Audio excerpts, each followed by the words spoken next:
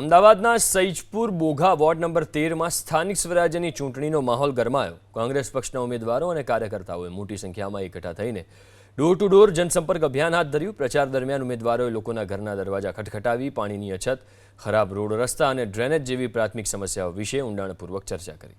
સ્થાનિકોની મુશ્કેલીઓ સાંભળ્યા બાદ ઉમેદવારોએ ખાતરી આપી હતી કે જો જનતા તેમને સત્તા સોંપશે તો વિસ્તારના વિકાસ અને પાયાની સુવિધાઓ સુધારવાને સર્વોચ્ચ પ્રાથમિકતા આપવામાં આવશે। મોટી સંખ્યામાં કાર્યકરોની ઉપસ્થિતિને કારણે સમગ્ર સૈજપુર બોઘા વિસ્તારમાં અત્યારે ચૂંટણીનું જોરદાર વાતાવરણ જોવા મળી રહ્યું છે।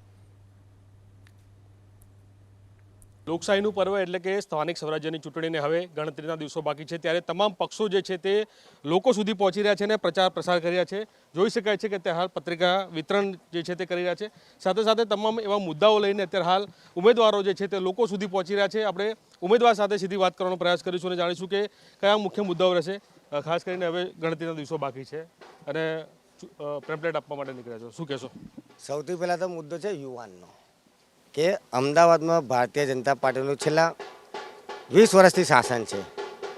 યુવાનોનું શોષણ થઈ રહ્યું છે, કોન્ટ્રાક્ટ પ્રથા લાગુ કરી છે, ફિક્સ પગારનું લાગુ કર્યા છે, કોર્પોરેશનમાં 11,000થી વધુ જગ્યાઓ ખાલી છે। અમદાવાદના યુવાનોનો હક છે આ સરકારી નોકરી કોર્પોરેશનની મળે એનો।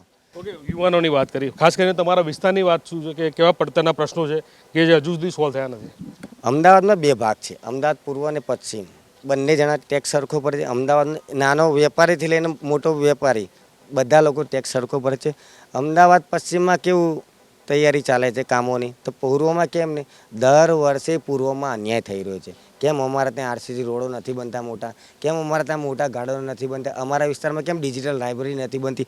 અમારા વિસ્તારમાં કોચિંગ ક્લાસ કોર્પોરેશન તરફથી કેમ નથી મળતા? આ બધા મુદ્દાઓને લઈને અમે આગળ વધી રહ્યા છીએ અને આવનારા દિવસમાં યુવાનો અને સામાન્ય ઘરના મહિલા તમામથી માંડીને એ લોકો માટે સિનિયર સિટીઝનો માટેની વ્યવસ્થા, પાર્ક હોય, આ તમામ વસ્તુઓને લઈને અમે આગળ વધવાના છીએ। લોકો ચૂંટીને તમને લાવશે, પહેલું કયું કામ એવું રહેશે કે જે તમારા વિસ્તારનું તમને લાગે છે કે સૌથી પહેલાં આ કામ કરવું પડશે? સૌથી પહેલાં તો અમારે પીવાના પાણીની સમસ્યા છે એ હલ કરવાની।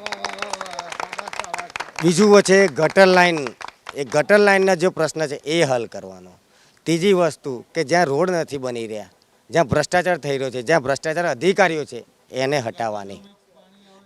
જે પાણી પીવાના પાણીની સમસ્યા હોય ત્યાં જે સોસાયટીમાં એ પહેલો અમારો પ્રથમ મુદ્દો હશે, સ્વચ્છ પાણી મળે, ગટર લાઇનની સુવિધા મળે, રસ્તા મળે, લાઇબ્રેરી બનાવવા માટે સૈજપુર વોર્ડના જે યુવાનો છે એ લોકોને ફ્રીમાં લાઇબ્રેરીમાં પ્રવેશ આપવામાં આવે, સ્પોર્ટ કોમ્પ્લેક્સમાં ફ્રીમાં પ્રવેશ આપવામાં આવે, એ લોકો માટે કોચિંગ ક્લાસની સુવિધા આપવામાં આવે ફ્રીમાં। આ અમારો મુદ્દો રહેશે। ઓકે, ખાસ કરીને વાત કરીએ તો પાણી, ગટરની, રસ્તાની વાત થઈ ગઈ।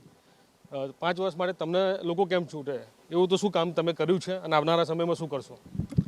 ભૂતકાળમાં અમે શું કર્યું છે એના કરતાં જાણવું એ જરૂરી છે કે ભાજપે શું કર્યું છે।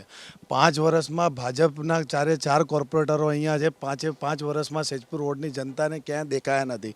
ઘણી જગ્યાએ એ લોકોના બેનરો, સોસાયટીના નાકે બેનરો લાગેલા છે, ભાજપના કોર્પોરેટર દેખાતા નથી, ખોવાઈ ગયેલ છે। સોદેલ આપો તો ઇનામ આપીશું, બેનરો લાગ્યા છે।